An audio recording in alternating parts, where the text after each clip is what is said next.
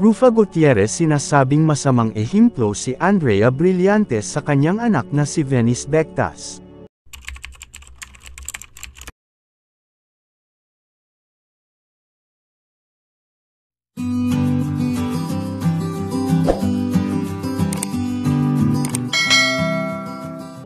Isa si Andrea Brillantes sa kilalang sikat at batang aktres sa showbiz industry.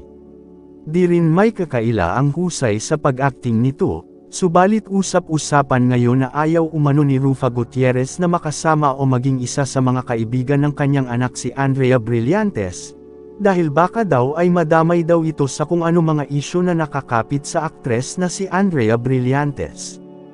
Ayaw naman ni Rufa Gutierrez na pati ang kanyang anak ay madamay sa kung anong isyu na kinakaharap ni Andrea Brillantes, kung kaya ayaw niya itong maging kaibigan ng kanyang anak na si Venice Bectas.